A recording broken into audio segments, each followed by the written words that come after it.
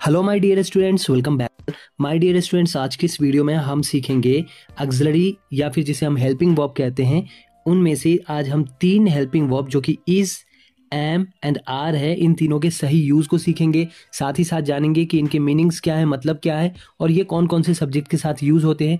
आगे हमने इसी वीडियो के अंदर सेंटेंसेस के एग्जाम्पल आपके लिए रखा है ताकि आप सेंटेंस पर और अच्छे से समझ जाओ कि हम कैसे यूज करेंगे। ओके, तो यहाँ पे जो है सबसे पहले हमने आपको कुछ सिंगुलर एंड प्लूरल समझाने की कोशिश की है। ठीक है, तो वो समझते हैं। देखो यहाँ पे जो फर्स्ट है ये इज है, ये एम है एंड ये आर है। ओके, ये तीनों प्रेजेंट के लिए यूज होते हैं, यानी कि तीनों की मीनिंग्स प्रेजेंट को बताती है। जैसे इज का मतलब है होता है, ठीक है, आर का एम का मतलब हूं होता है और आर का मतलब हो होता है। क्लियर? ठीक है, फर्क बस इतना है कि इसमें से एक सिंगुलर है तो दूसरा प्लूरल। अब कैसे? तो जैसे कि यहाँ पे हम अगर इज की बात करेंगे, ये जो अगर आपसे कोई पूछेगा तो आप सिंपली बताएंगे कि इज जो होता है वो सिंगुलर होता है और इसके सिंगुलर होने की वजह से इनके साथ जो भी सब्जेक्ट यूज होंगे वो सब्जेक्ट भी सिंगुलर होंगे। तो अगर आपको पता नहीं था कि कौन से सब्जेक्ट सिंगुलर होते हैं तो यहाँ आज आप सीख जाओगे। जैसे यहाँ पे देखो, he, she, it, this, that, a pen, हमने ये सारे सब्जेक्ट सामने लिख दिए हैं ताकि आपको समझ में आ जाए कि ये जो सब्जेक्ट हैं ये सिंगुलर सब्जेक्ट होते हैं और इनके साथ जब भी वर्ब लगेगा तो वो सिंगुलर वर्ब ही लगेगा। ओके, तो यहाँ पे इज कौन सा वर्ब हो गया? सिंगुलर, इसलिए वो सिंगुलर सब्जेक्ट के साथ लगेगा। तो वो कौन कौन से सब्जेक्ट हैं जिनके साथ लगेंगे? तो यहाँ पे आपने देख लिया वन बाय वन करके। अब आपका काम है कि इसे अच्छे से याद कर लेना। ठीक है, नेक्स्ट हम देखेंगे तो नेक्स्ट है हमारा एम। एम का मतलब होता है हूं और ये सिर्फ और सिर्फ आपको आई के साथ लगता है, बाकी किसी और सब्जेक्ट के साथ नहीं लगता है। तो इसलिए यहाँ पे आपको ज्यादा सोचने की जरूरत नहीं है, आप सीधे आई के साथ एम लगाएंगे। क्लियर? चलिए, अब यहाँ पे हम देखेंगे लास्ट वाला जो कि थर्ड है, वो क्या है? वो है आर। आर भी हमारा क्या है? एक हेल्पिंग वर्ब है, ऑक्सिलरी वर्ब है, हम कह सकते हैं। ओके, और ये जो ऑक्सिलरी वर्ब है आर, ये क्या है? तो सबसे पहले ये जानेंगे कि ये प्लूरल होता है। तो अगर आपसे कोई पूछेगा कि आर क्या है तो आप ऐसे बता दोगे कि आर एक हेल्पिंग वर्ब है। ठीक है, लेकिन उसके अलावा अगर आपसे कोई पूछे, ये प्लूरल वर्ब होता है। ओके, क्लियर हो गया यहाँ पे कॉन्सेप्ट? तो अब आर का मतलब हो या है होता है और आर जो है एक ऑक्सिलरी वर्ब है और ये होता क्या है? तो ये प्लूरल होता है। क्लियर? तो प्लूरल वर्ब की वजह से इनके साथ जो भी सब्जेक्ट यूज होंगे वो क्या होने चाहिए? वो भी प्लूरल होने चाहिए। तो इस छोटी सी वीडियो में हमने आपको बहुत इंपॉर्टेंट चीज सिखाने की कोशिश की है, आप इसे समझो। तो यहाँ पे हमने क्या किया है कि आपके सामने वो सारे सब्जेक्ट ही रख दिए हैं जो प्लूरल है और यहाँ पे हमने वो सारे सब्जेक्ट ला के रख दिए हैं जो सिंगुलर है। तो अब आपको सोचने की जरूरत नहीं है, आप आंख बंद करके किसी को बोल सकते हो ये सब्जेक्ट सिंगुलर होते हैं और ये सब्जेक्ट जो कि यहाँ पे आप देखेंगे ये प्लूरल सब्जेक्ट माने जाते हैं। ठीक है, तो यू क्या है? तुम, प्लूरल सब्जेक्ट है। ये दे है, we, these, those and boys, एक से ज्यादा लड़के, तो ये सभी प्लूरल सब्जेक्ट होते हैं और जितने भी आपके प्लूरल वर्ब होंगे वो इन सब के साथ लगेंगे और जितने भी सिंगुलर वर्ब होंगे वो इन सब के साथ लगेंगे। वो चीजें हम आगे चल के सीखेंगे। तो यहाँ पे आपको समझ आ गया कि आर क्या है और आर के साथ कौन कौन सा सब्जेक्ट यूज होगा या फिर किस सब्जेक्ट के साथ आर यूज होगा, ये क्लियर हो गया। चलिए, अब इसी वीडियो में हम ये भी जानेंगे आगे कि कब इन्हीं वर्ब के साथ नाउन यूज होगा और कब वर्ब। ठीक है, ओके, तो यहाँ पे ये सभी नाउन हो जाएंगे और आप देखोगे तो ये जो इसके नीचे है ये सभी के सभी वर्ब है। तो यहाँ पे वर्ब भी यूज होगा, तो वर्ब कैसे यूज होगा वो भी जानेंगे। देखो, हमने यहाँ पे वर्ब के 5 जो है फॉर्म यहाँ पे लिखे हैं। जैसे कि पहला गो है, उसके बाद सेकेंड हमारा क्या है? वेंट है, थर्ड हमारा गोन है, फोर्थ हमारा गोइंग है एंड ये हमारा ओके। तो इसे हम कहते हैं वर्ब का फर्स्ट फॉर्म। ये हो जाता है सेकेंड, ये थर्ड, ये फोर्थ एंड ये फिफ्थ। ये सभी अलग अलग तरीके से लगेंगे, कभी किसी सब के साथ V1 लग जाएगा तो किसी के साथ V2, किसी के साथ V3। वो चीज़ हम आगे चल के सीखेंगे और उसकी मीनिंग भी बदल जाएगी। तो इस वीडियो में कौन सा फॉर्म लगेगा वो भी हम इस वीडियो में जानेंगे। तो आइए अब हम आगे चलते हैं और आपको वन बाय वन करके is and am and are का जो है सही यूज सिखाते हैं। ओके, अब यहाँ देखो, यहाँ पे हम सीखने वाले हैं यूज ऑफ इज। इज का मतलब होता है क्या होता है? है। ठीक है, तो अब जैसे हमें कहना है कि वह एक डॉक्टर है, ठीक है, तो हम क्या बोलेंगे? ही इज अ डॉक्टर। ठीक है, तो अब देखो, वह के लिए क्या आता है? इंग्लिश ही आता है। ठीक है, क्या आता है? ही आता है और शी भी आता है। लेकिन अगर ये ही और शी पर्सन के लिए यूज होते हैं, यानी कि इंसान के लिए, तो अगर इंसान में मर्द है तो हम ही लगाएंगे, अगर औरत है तो शी लगाएंगे। ओके, तो यहाँ पर मर्द के बारे में कि कोई मर्द है, कोई मेल है जो एक डॉक्टर है, तो ही इज अ डॉक्टर हो जाएगा। ठीक है। और यहाँ पे इज क्यों आया है, क्योंकि यहाँ पर सेंटेंस में है, ठीक है। तो वह और है की वजह से यहाँ पर ही के साथ इज यूज किया गया है। तो हमने आगे आपको पहले ही बता दिया था कि इज के साथ कौन कौन से सब्जेक्ट लगेंगे, सेंटेंस के हिसाब से हम जो है वही सब्जेक्ट लगाएंगे। तो जैसे ही के साथ क्या लगता है, इज, या इज के साथ हम ही लगाते हैं तो हम क्या बोलेंगे, ही इज अ डॉक्टर, वह एक डॉक्टर है। इस सेंटेंस को हम पॉजिटिव सेंटेंस कहते हैं, जिस सेंटेंस में ना तो क्वेश्चन किया जाए, ना तो नेगेटिव हो, ना तो नहीं वाले क्वेश्चंस हो, तो वो सेंटेंस पॉजिटिव हो जाता है, ठीक है। अब जैसे देखो, वह एक नर्स है, अब इस है से पता चल गया हमको कि इज लगेगा, ठीक है, क्योंकि यहाँ पे वह है। और नर्स कौन, एक जो फीमेल होती है, तो फीमेल के लिए हम वह के लिए क्या यूज करेंगे, तो शी यूज करेंगे। तो हम बोलेंगे शी इज अ नर्स, वह एक नर्स है। यह एक चिड़िया है, ठीक है के लिए समझ आ गया कि इज लगने वाला है। और यह एक चिड़िया है, तो जो भी बर्ड्स हैं, इंसेक्ट्स हैं, या छोटे कीड़े मकोड़े होते हैं, उनके लिए हम इट का यूज करते हैं। तो हम बोलेंगे इट इज अ बर्ड, यह एक चिड़िया है, तो हम बोलेंगे इट इज अ बर्ड, ठीक है। अब देखो, यहाँ तक तो हमने नाउन का यूज किया, ठीक है। क्या चीज का यूज किया, नाउन का, कि यहाँ पे डॉक्टर क्या है, नाउन है, नर्स क्या है, नाउन है, चिड़िया क्या है, नाउन है। तो हमने नाउन इस तरीके से, नाउन के फॉर्म चेंज नहीं होते हैं, ठीक है, बस नाउन को सिंगुलर टू प्लूरल किया जा सकता है। लेकिन यहाँ पे अब जो आगे हम देखेंगे ये वाला, तो इसमें वर्ब का यूज किया गया है। तो वर्ब क्या होता है, किसी भी काम को हम वर्ब कहते हैं। तो जब टेंस में जाओगे आप, तो आप देखोगे कंटिन्यूअस फॉर्म को, जहाँ पे रहा है, रही है, रहे हैं, आपको देखने को मिलेगा प्रेजेंट कंटिन्यूअस में, ठीक है। तो वहां पे हम क्या करेंगे, वहां पे हम वर्ब का कौन सा फॉर्म लगाते हैं, तो वर्ब का फोर्थ फॉर्म लगाते हैं, और जिसके अंदर क्या होता है, ING लगा रहता है, क्लियर। तो अब वही चीज यहाँ पे देखेंगे, जैसे देखो, अगर हमें बोलना है कि वह पढ़ रहा है, तो यहाँ पे है के लिए इज लगेगा, और यहाँ पे वह है, कोई लड़का है, तो ही तो कंपलसरी है कि पहले ही आएगा, एंड है के लिए इज लगा देंगे। और ये जो रहा रही रहे रहेगा, वो कंटिन्यूअस को बताता है।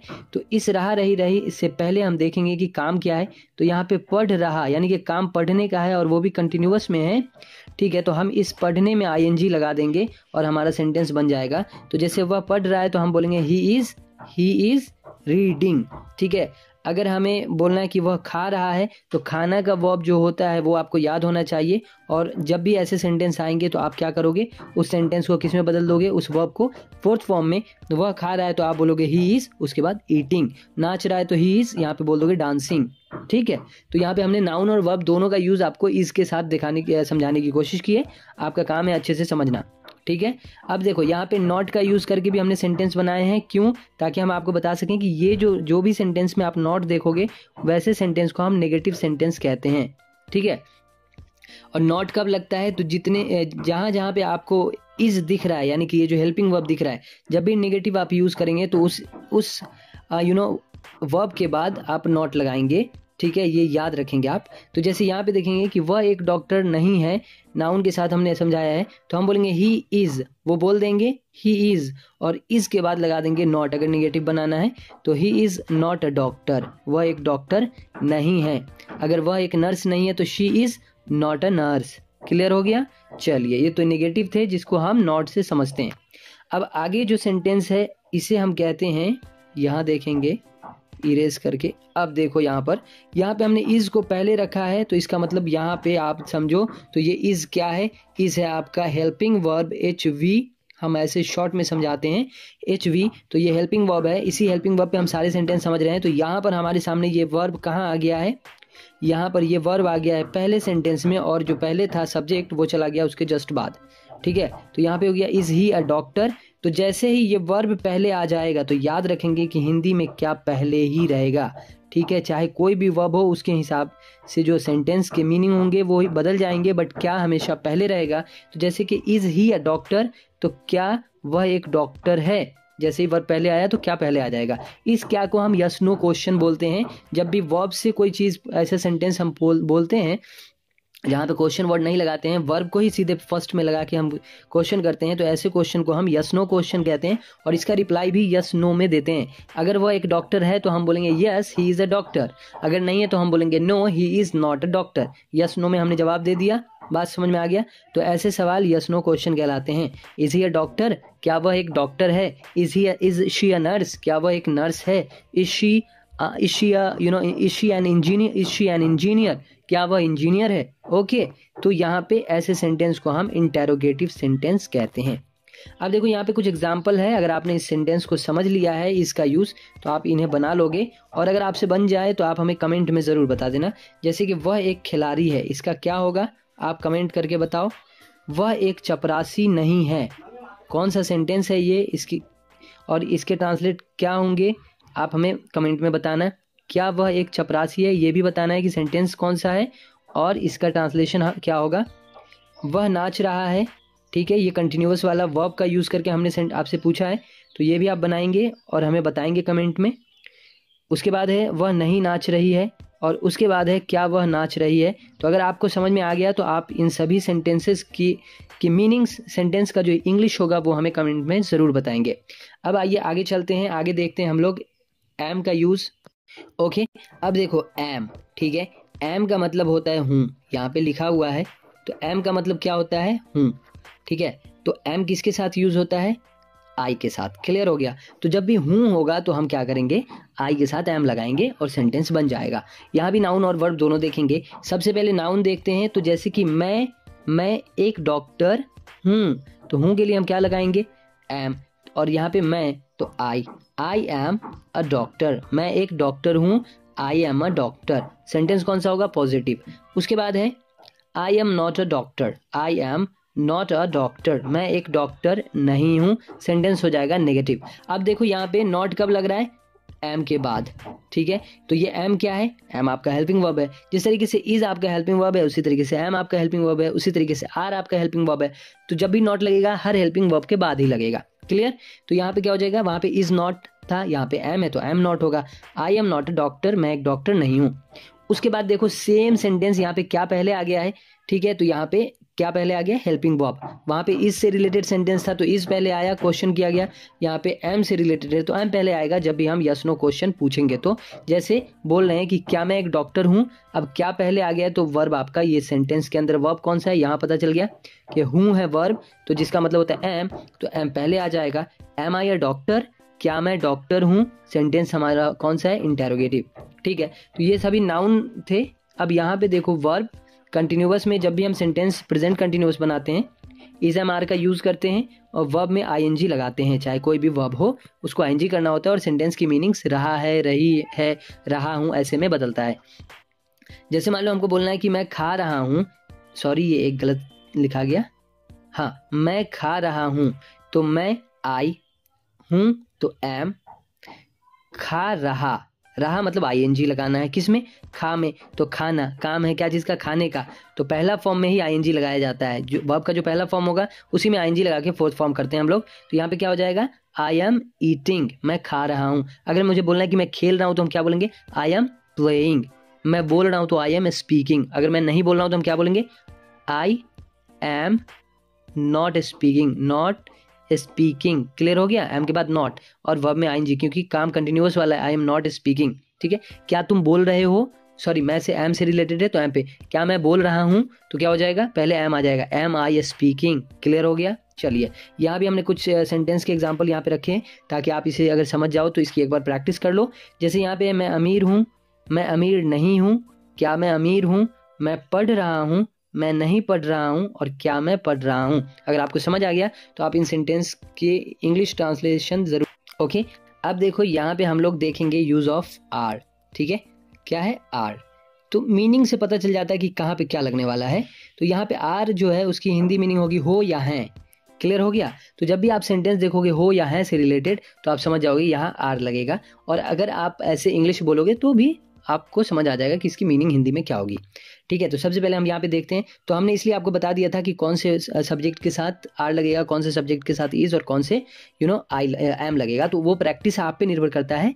और दूसरी चीज़ कि अगर आप इसे बहुत अच्छे से कोशिश कर मतलब चाहते हैं कि आपके दिमाग में फिट हो जाए तो आपको प्रैक्टिस करना होगा, खूब याद करना होगा, and only then you can use this all important phrases use of is am are.